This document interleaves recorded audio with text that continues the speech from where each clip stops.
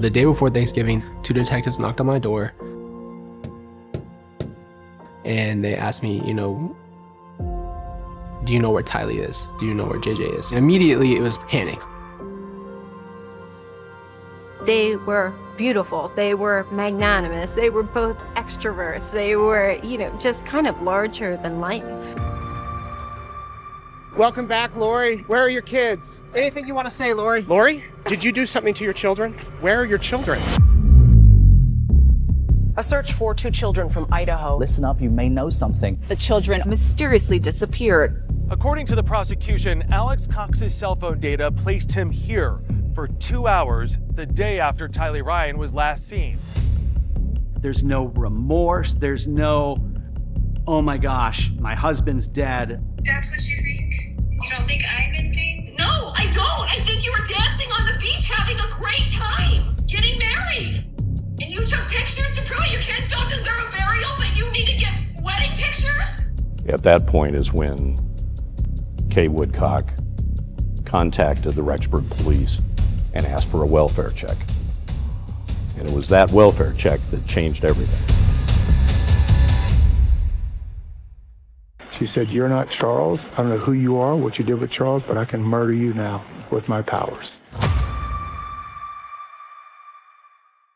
In September 2019, 2 siblings, identified as 16-year-old Tylee Ashlyn Ryan and 7-year-old Joshua Jackson Vallow, vanished without a trace from their home in Rexburg, Idaho. It's a bizarre case involving murder, doomsday predictions, and 2 missing children spanning several states. No one has seen JJ and Tylee since September.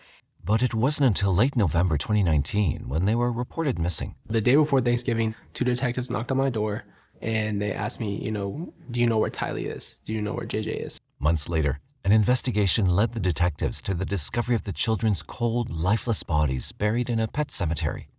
The detectives were only scratching the surface of a disturbing case, unaware of the morbid secrets it held. The case became one of the most horrific when a mysterious pattern of murders and bizarre cult beliefs was linked to it. What really happened with Tylee and Joshua? Who could have done something so evil to a couple of innocent children?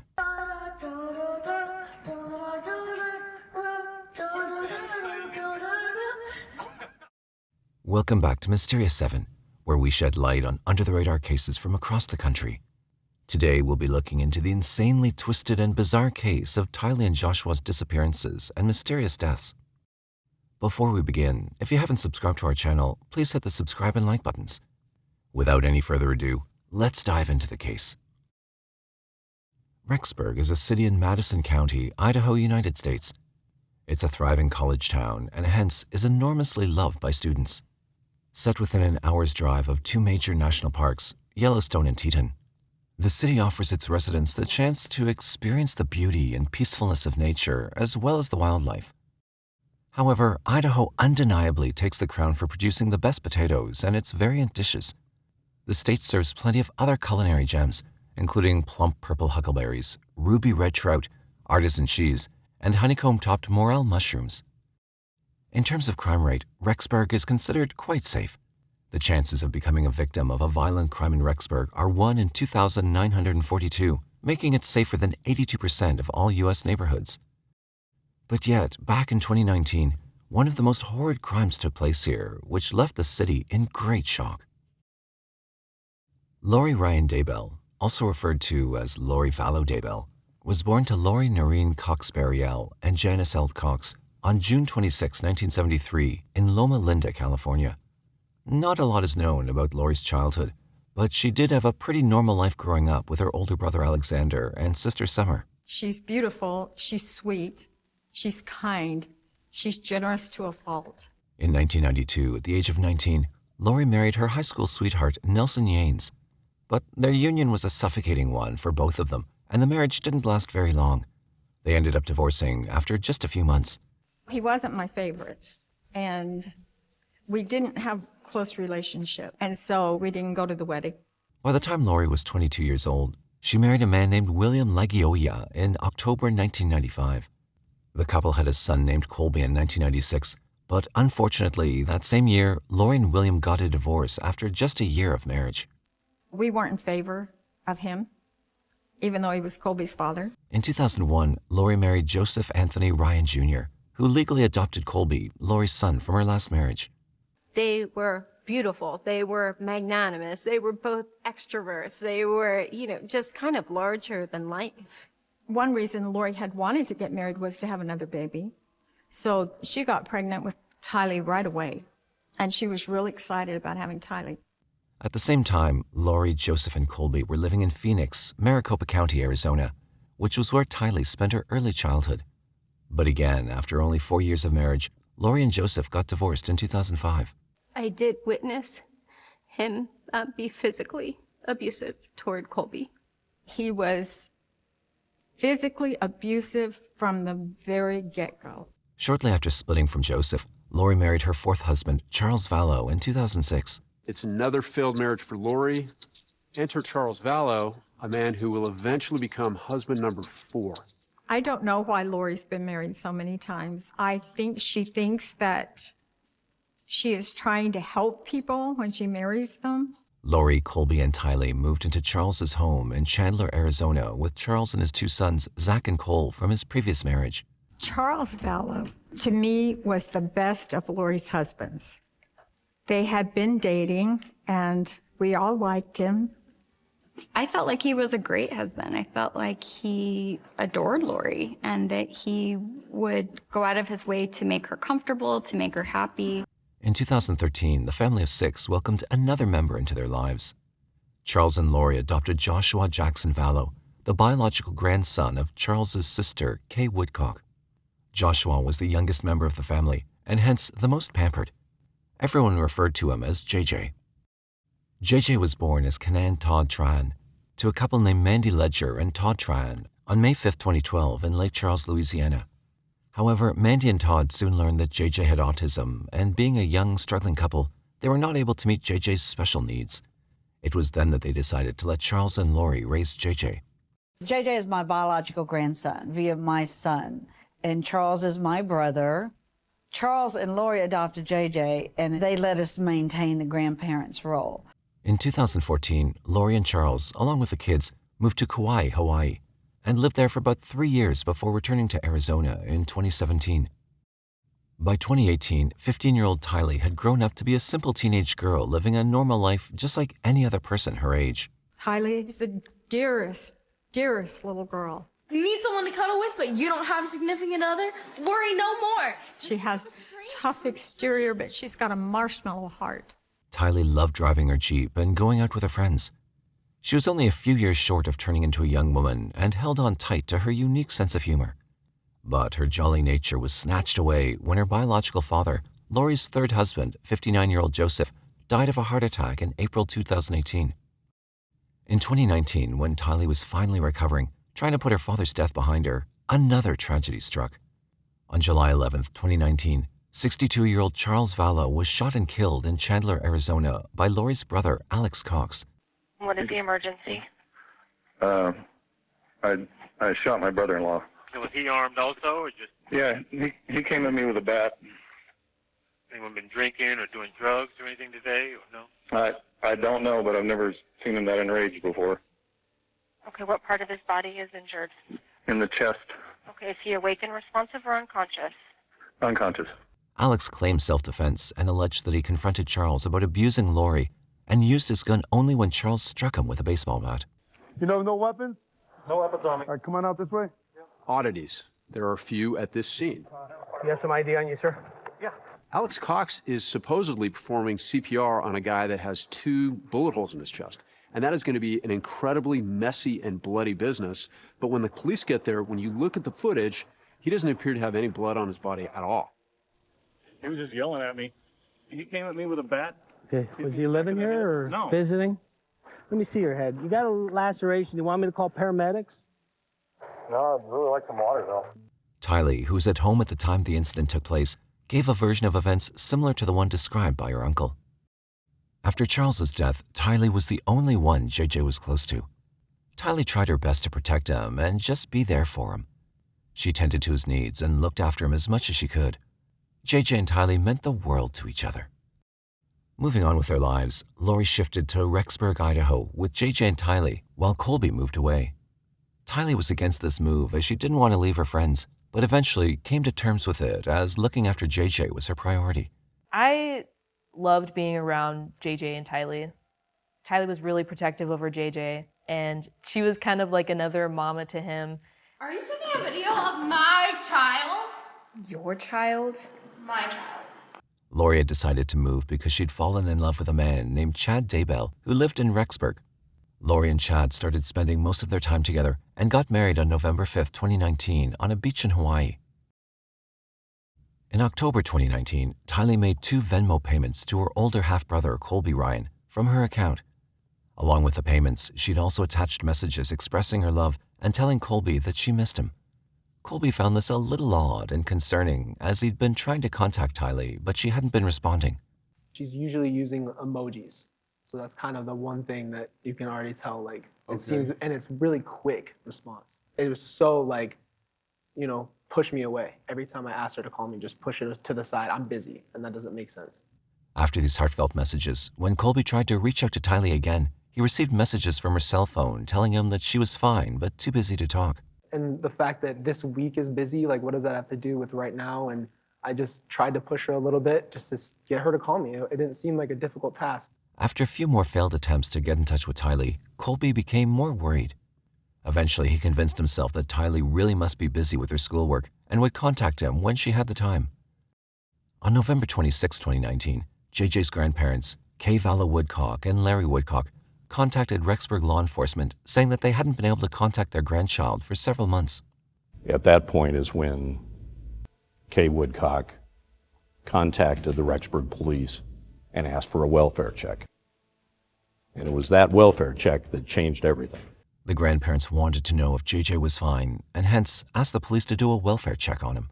The same day, Detective Ray Hermosillo visited Lori's house in Rexburg to check on JJ.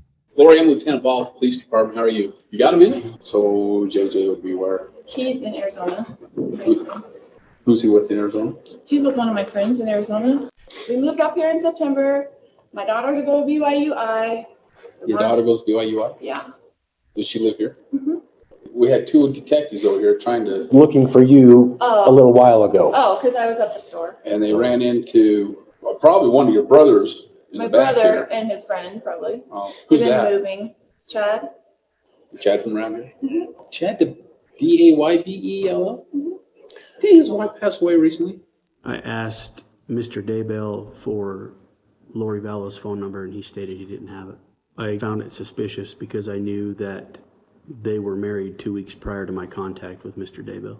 I told Mr. Cox that was unlikely because Kay was the one who originally called in the welfare check. However, when the detectives contacted Melanie, she stated that JJ had not been with her for several months. And I felt in a very weird and uncomfortable position, and I really did not know what to do. Later that night, a neighbor saw Lori and Alex, Lori's older brother, leaving the house in a truck loaded with their packed bags. The following day, when the detectives arrived to question Lori again, they found the house abandoned. Melanie eventually contacted the police again and revealed that both Lori and Chad had asked her to lie about JJ's location, but she'd refused. According to Rexburg police, once they leave, Lori doubles back and calls Melanie Gibb. And she tells her, hey, Rexburg police is about to call you. I need you to tell them that JJ is with you. Melanie does tell police JJ was never with her. The detectives' efforts to locate JJ led to the discovery that Tylee, too, was missing. A search for 2 children from Idaho. Listen up, you may know something. The children mysteriously disappeared. An investigation was immediately launched to find the missing children. JJ's grandparents and many volunteers showed up to help law enforcement find Tylee and JJ. We're just here for Tylee and JJ. We want to know where they're at, and we're hoping that they're alive and well. Kay and Larry Woodcock even offered a reward, hoping that someone might have some kind of information that could lead them to Tylee and JJ. They hold a press conference and they announce a $20,000 reward for any information that will lead to finding JJ and Tylee. If you have any information whatsoever, please call the authorities. We want Lori to please start cooperating with the police. However, the reward went unclaimed. On the other hand, the detectives were concerned about Lori and Chad's sudden departure from the city. They found it quite suspicious, but wondered whether the couple had something to do with the children or if they themselves were in trouble. But this question was soon answered when Detective Ray Hermosillo took a closer look into Lori and Chad's lives during his investigation and uncovered some intriguing information. Chad Guy Daybell was born on August 11, 1968, in Provo, Utah. On March 9, 1990, 21-year-old Chad married Tamara Douglas, commonly known as Tammy, in Manti, Utah. Chad Daybell and I served as missionaries for the LDS Church back in the late 80s. Chad was the most humble missionary that I ever knew. Even though he graduated from Brigham Young University in 1992 with a BA in journalism, he resorted to becoming a gravedigger while juggling other jobs. In 2004, Chad founded Spring Creek Book Company, which he used to self-publish his fiction and other religious books. His books are all about the end of times and dying. His visions deal with dying. When Chad lived in Springville, Utah, he was a grave digger. Chad started writing and presenting a mix of his religious and apocalyptic beliefs through his doomsday novels and podcasts. Chad was the author of these doomsday books that had a peculiar prophecy about the end of the world and how people should prepare for that. These novels and podcasts garnered a bunch of followers for Chad, who, just like him, had equally ominous beliefs. In his memoir, Chad Daybell writes, "I don't fictionalize any of the events portrayed. My torn veil allows information to be downloaded into my brain from the other side. The scenes I am shown are real events that will happen." In 2015, Chad claimed that he heard a voice telling him to relocate to Rexburg, Idaho. In his memoir, Living on the Edge of Heaven, Chad Daybell describes being called to Rexburg. He writes, "A voice said, 'Moving to Rexburg will be a tremendous blessing on your children and your grandchildren.'" He and Tammy, along with their 5 children, moved there from Springville, Utah in June that same year. Chad and Tammy moved here about 5 or 6 years ago with their family. Around 2015, when Lori, Tylee, JJ, and Charles were living in Hawaii, Lori found out about Chad Daybell and became highly interested in his doomsday novels and podcasts. It was about this time that Lori's friends and Charles saw a change in Lori's behavior. Lori became enamored with Chad's ideas, and her relationship with her children started to worsen. So Lori had always been a fan of Chad's books, and so that's how I first heard about Chad from Lori. Was she would talk about this author that she was really interested in and really connected with his work. She stopped paying attention to them and started treating them as if they were a burden on her. After following Chad's questionable works for more than 3 years, Chad and Lori finally met in person for the first time at a religious conference in Utah in October 2018. After their initial meeting, Chad went on a business trip, giving Lori the opportunity to invite Chad over. I'm just very honored to be part of the conference.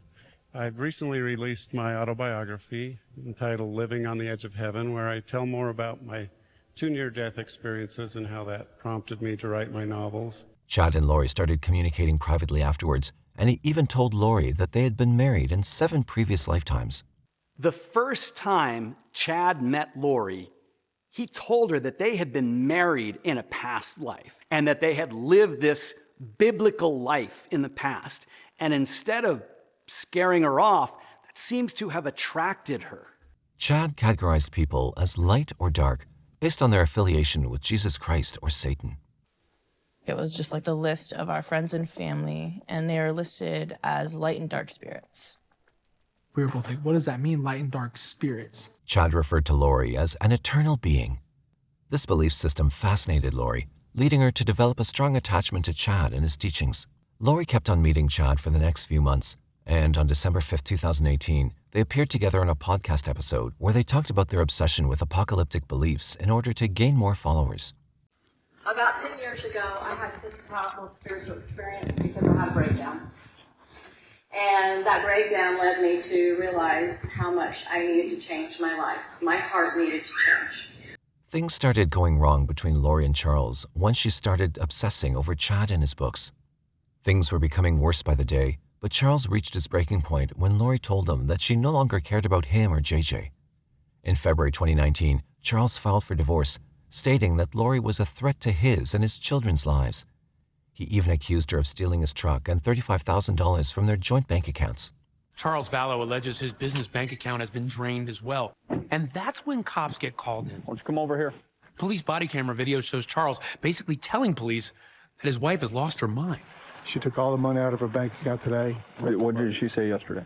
She said, "You're not Charles. I don't know who you are, what you did with Charles, but I can murder you now with my powers." So she's speaking as a spiritual being. Is she on any medications? No. She won't do medications. Has she been to a doctor? No, she won't go to the doctor because she's a translated being, and they would find out she's translated. She cannot be killed. She cannot die. And that's what she thinks? Yes. At the advice of his attorney, Charles got a restraining order against Lori.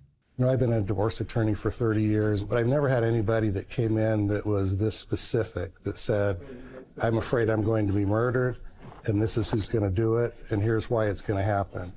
He told me that Lori told him that she was going to have him killed, that he was in the way, and that she had an angel that would dispose of his body after that took place. And Charles was very adamant with me that he wanted to make sure that I let everybody know that if he was killed, that it was Lori who did it. He asked the authorities to make Lori go through mental health counseling, but she was deemed competent. Charles gets a court order to have Lori committed for a mandatory psych evaluation at a mental health facility. But a few hours later, she's discharged. It was only a few months after that, in July 2019, when Alex shot Charles dead in self-defense. No charges were filed. What is the emergency? I shot my brother-in-law. Was he armed also, or just Yeah, he came at me with a bat. anyone been drinking or doing drugs or anything today, or no?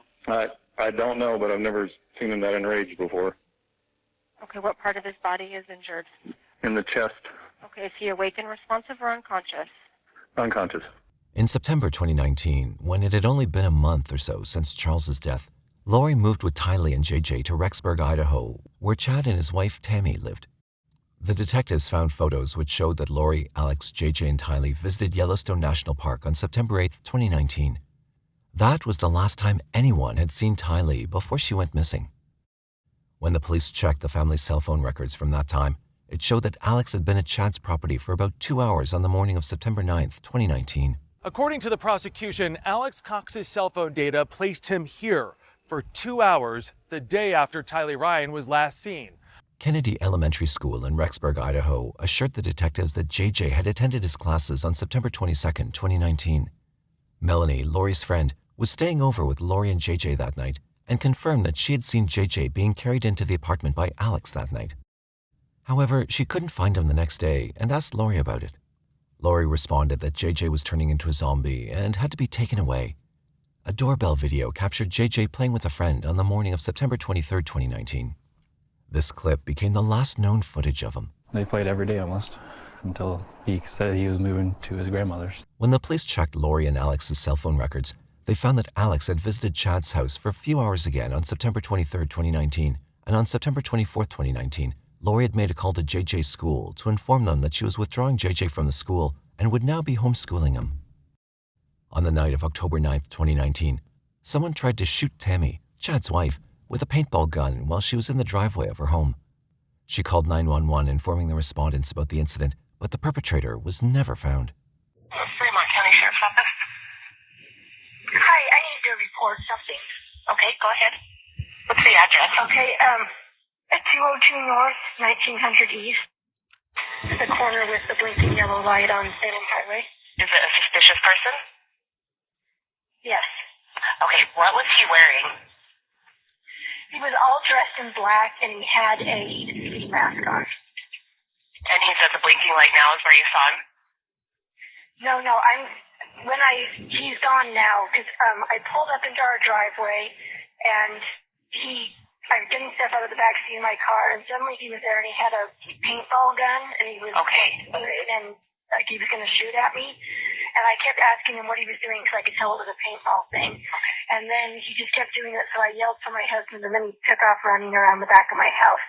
Just 10 days after that, on October 19, 2019, 49-year-old Tammy was mysteriously found dead in her home. I was asleep, and I heard a thump, and heard my dad yell, Garth, come quick. I just ran over and picked her up and put her back on the bed. Said to my dad, I said, I think she's dead. Chad claimed that Tammy had gone to bed early the previous night as she wasn't feeling well. Her body was never autopsied as Chad refused to allow it. The detectives had a lot on their hands.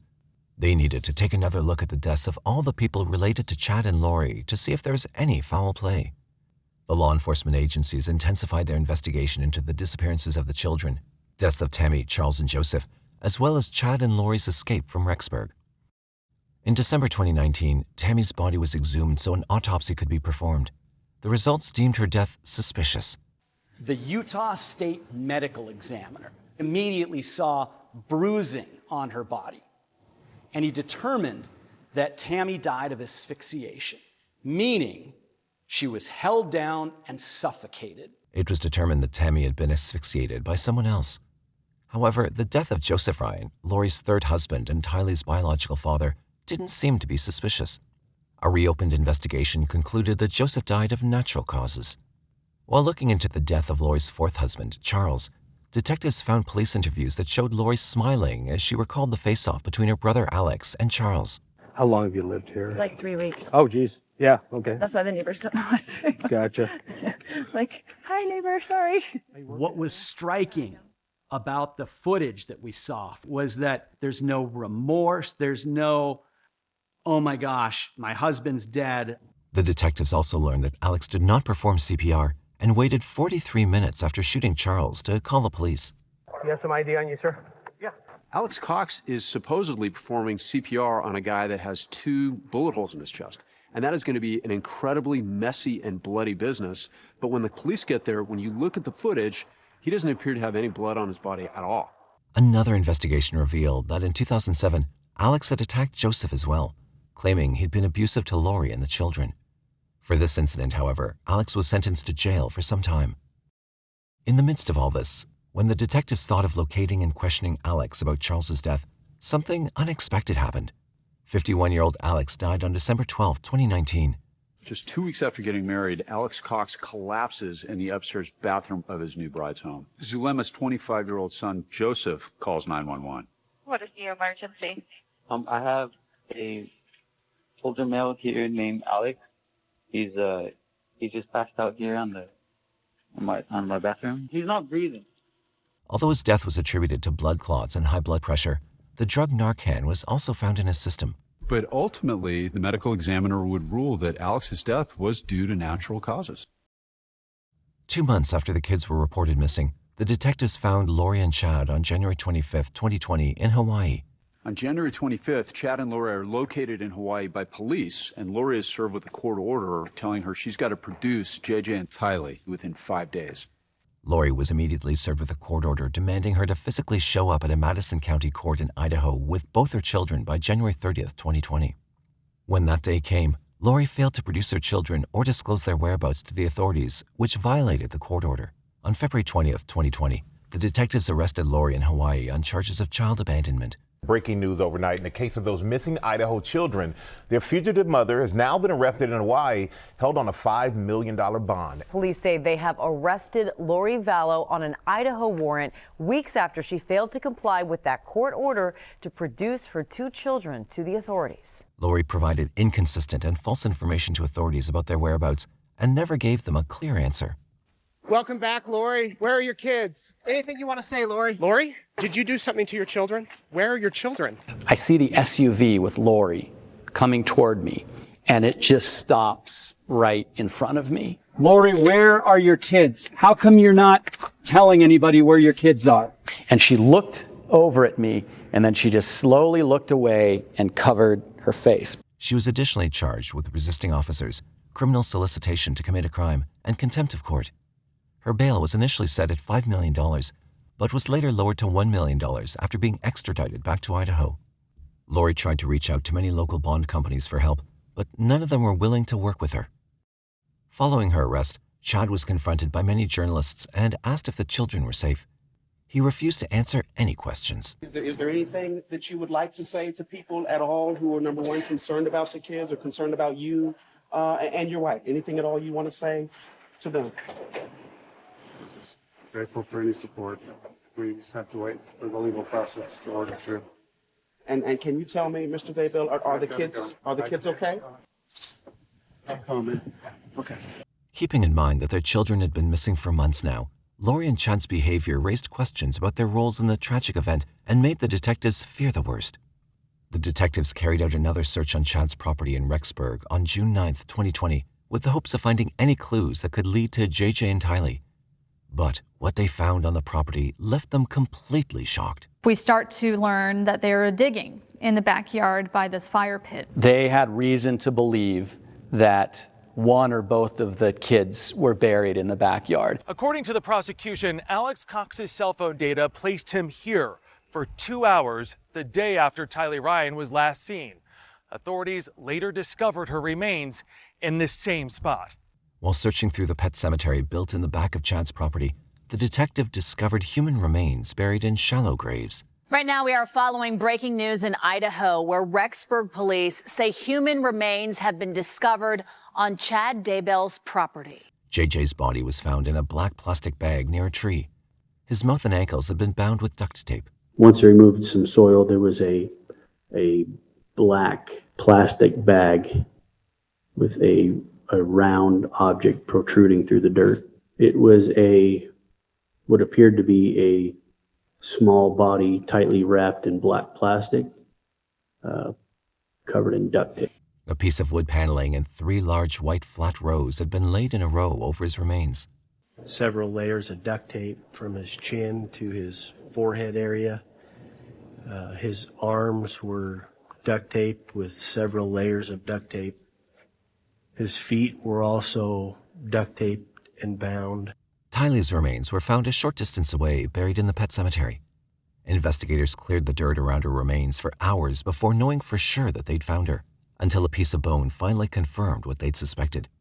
Her body had been dismembered and seemed to have been burned in a fire pit. There was a partial human skull underneath the melted bucket. Chad was arrested and ordered held at a $1 million bond. The Idaho man at the center of a missing children's case is in custody. Chad Daybell was arrested this morning by police for questioning after a search warrant of his home came up with human remains. On June 10, 2020, the Woodcock and Ryan families confirmed that the human remains found on Chad's property were those of JJ and Tylee. The nationwide search for 2 missing children has come to a gruesome end. Family members confirm that the remains found on Chad Daybell's rural property in Idaho are the bodies of his stepchildren. The finding was officially confirmed by Rexburg Police Department on June 13, 2020. Tylee and JJ's bodies were sent to Dr. Garth Warren for an autopsy, and the results were disheartening. I determined the cause of death to be asphyxia by plastic bag over the head and duct tape covering the mouth. And then there's another segment that's other significant conditions. I put bound with duct tape, bruising to the arms, and abrasion to the neck. Evidence suggested that JJ was likely alive when he was buried. Dr. Warren did not find any trauma to the internal organs or any evidence of overt natural disease to any of JJ's organs. I did not see any trauma to the internal organs, and I did not see any evidence of overt natural disease to any of the organs. However, JJ did have bruising on his arms and neck and a hemorrhage under the nail of his right thumb. There are additional injuries, including bruising of both upper arms, symmetrical bruising on the right upper arm and left upper arm. And there's also a diffuse hemorrhage on underlying the right thumbnail. Dr. Warren received Tylee's burned remains in 3 separate bags. He said that Tylee's organs had severe decomposition and had been charred and shrunken. He claimed that the 16-year-old girl died of homicide by unspecified means. Tylee was definitely killed, but Dr. Warren wasn't able to pinpoint how it was done. I determined the cause of death to be homicide by unspecified means. So homicide by unspecified means is a term that is or can be used for the cause of death when the forensic pathologist has essentially looked at the totality of the case, including the circumstances of the death, the autopsy findings and lack thereof autopsy findings in this case, the toxicology, and also based on medical and social records, that the forensic pathologist, which is me in this case, feels that the cause of death was by homicide, but I just can't pinpoint exactly what that was. Most homicides, you can say something like a gunshot wound to the head when the body's intact, or a stab wound to the heart.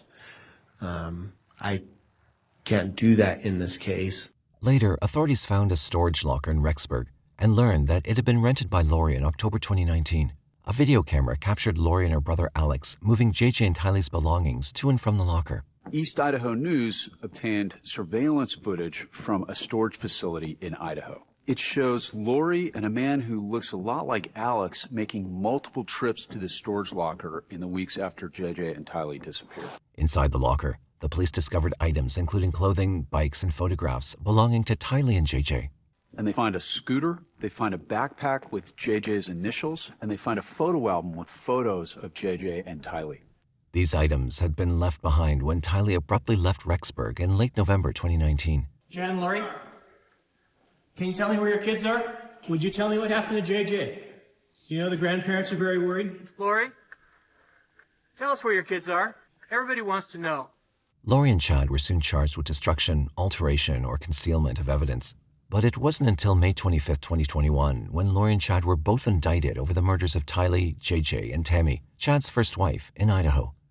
They were each charged with first-degree murder, conspiracy, and grand theft in connection with the deaths of JJ and Tylee, and conspiracy to commit first-degree murder in the death of Tammy. Lori Vallow is now officially booked into the Pocatello Women's Correctional Center. She's now known as inmate number 153745. For me, it simply proves the fact that she's been plaguing the system so long in her life, and this was just a continuation of that, and she's finally played it out.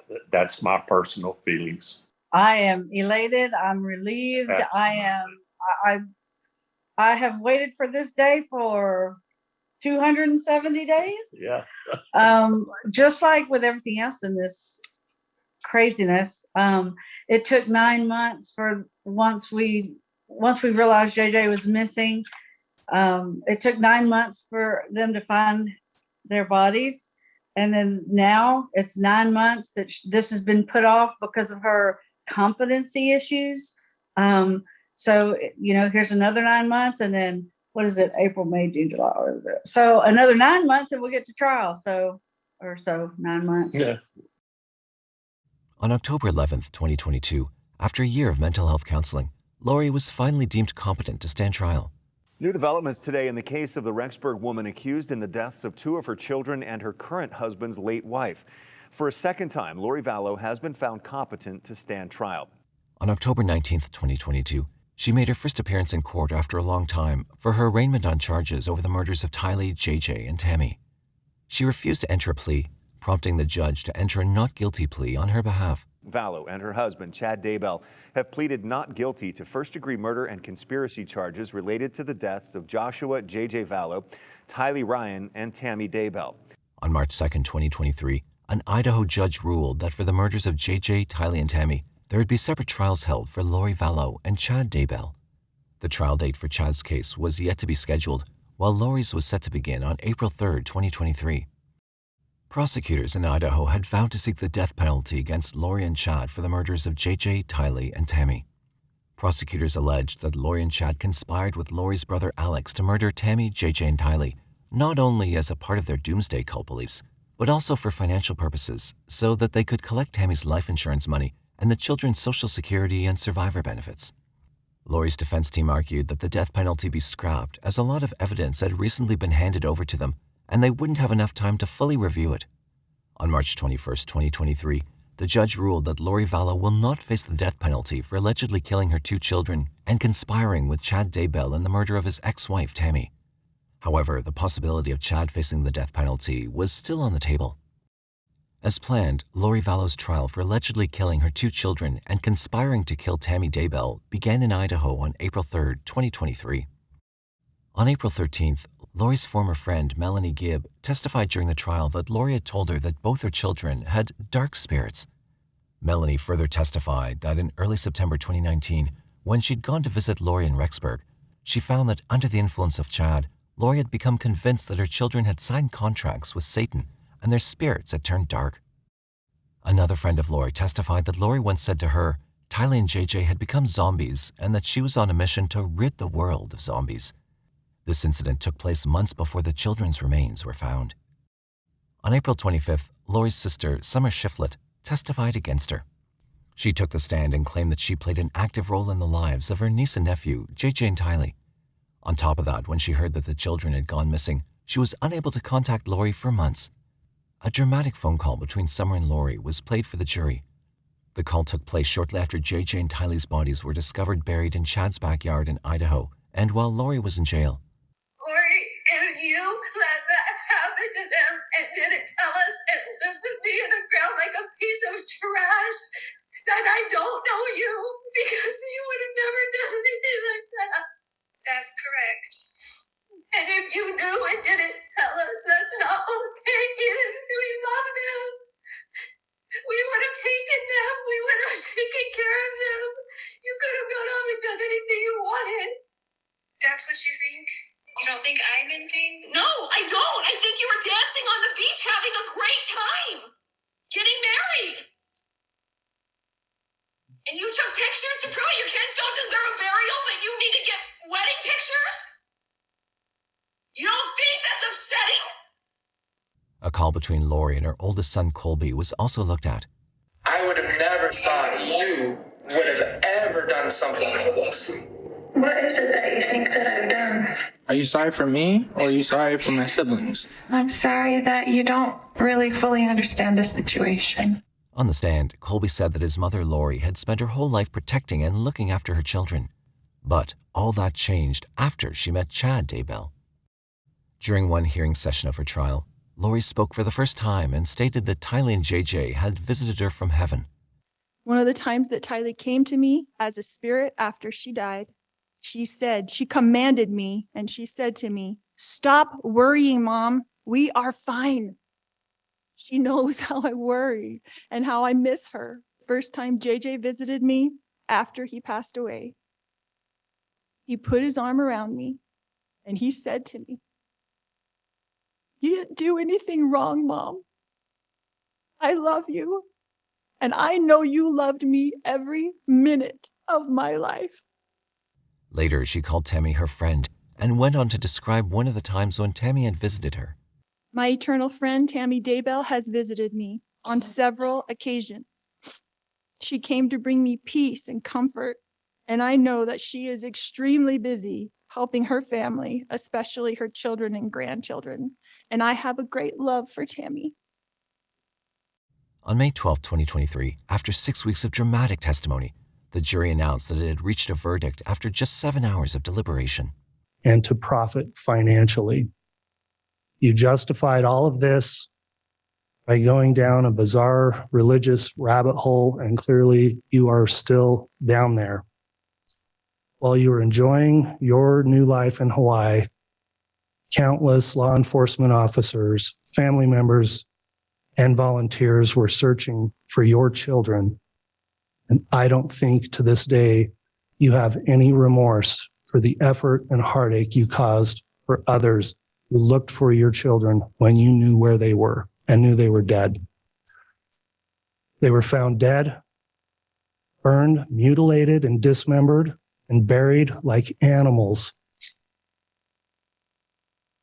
After you knew they were dead, you collected public-funded assistance payments meant for them, and that was blood money you kept for yourself. And that's the grand theft charge you've been convicted of. Your sister, your son talked to you, begged with you while you were in the jail during phone calls I heard at trial. And those were very sad and difficult calls to hear. And you didn't provide any assistance or comfort to them. Lori Vallow was found guilty of first-degree murder, conspiracy to commit first-degree murder, and grand theft over the deaths of her children, Tylee and JJ, in Ada County Court in Boise, Idaho. She was also found guilty of conspiracy to commit first-degree murder in the death of Chad Daybell's first wife, Tammy. Those crimes all need to be taken into account separately and distinctly and individually. And you need to be held accountable separately for each of the 3 murders. So on those counts, the court will run consecutively the count 2 murder of Tylee Ryan, consecutive to count 4, the murder of Joshua Jackson Vallow, and count 5 will run consecutive to count 2 and 4, the conspiracy to commit first-degree murder of Tammy Daybell. So 3 consecutive life terms of prison. The remaining counts will be concurrent to the counts that are consecutive. Court will impose fines as requested by the state in the amount of $25,000 for all counts except the grand theft. On the grand theft, the fine will be in the amount of $1,000. On Monday, July 31st, 2023, Lori was sentenced to life in prison without the possibility of parole in the murders of 16-year-old Tylee Ryan and 7-year-old JJ. We, the jury, duly impaneled and sworn to try the above entitled action for our verdict, unanimously answer the questions submitted to us as follows. Question number 1. In regards to count 1 of the amended indictment, is Lori Noreen Vallow not guilty or guilty of conspiracy to commit first-degree murder of Tylee Ryan and grand theft by deception? Answer, guilty. Is Lori Noreen Vallow not guilty or guilty of first-degree murder of Tylee Ryan? Answer, guilty. Is Lori Noreen Vallow not guilty or guilty of conspiracy to commit first-degree murder of Joshua Jackson Vallow and grand theft by deception? Answer, guilty. To count 4, guilty. To count 5, guilty. To count 7, guilty. There it is. After 6 weeks of trial, including jury selection, Lori Vallow Daybell found guilty on absolutely every charge: murder, conspiracy to commit murder, and grand theft in the deaths of 2 of her children, and also Tammy Daybell, her ex-husband's late wife. Chad Daybell still faces first-degree murder and conspiracy charges in Idaho related to the deaths of Tammy Daybell and Lori's children, but he's waived his right to a speedy trial and is scheduled to be tried on April 1st, 2024. Tylee and JJ's case shocked the nation due to the disturbing details of the children's deaths and the involvement of their own mother. The case highlights the importance of thorough investigations and accountability in cases involving missing children. One of Tylee's close friends stated that Tylee did not want to move to Idaho initially, but she went forward with the move because she wanted the best for her little brother JJ. She wanted to protect him. Her best friend also said that she received a few short and sweet text messages from Tylee in October 2019, but she now has realized that the person who was texting her back was not Tylee at all. Tylee's half-brother Colby and JJ's grandparents were deeply saddened by their loss. Although nothing could bring their loved ones back, they felt a little relieved that Lori was justly charged. Even though Lori and Chad had been charged with the murders, the whole truth behind what actually happened with Tylee and JJ was gone with them. Do you think that Lori was influenced by Chad, or was this something she'd always been harboring in her mind? What do you think of Lori and Chad's sentences? Were they justified, or should they have been given the death sentence? Let us know your thoughts. We'd love to hear from you. If there's a case you'd like us to cover, don't hesitate to drop your recommendations in the comment section below. For more captivating true crime stories, like, share, and subscribe to our channel. The day before Thanksgiving, 2 detectives knocked on my door and they asked me,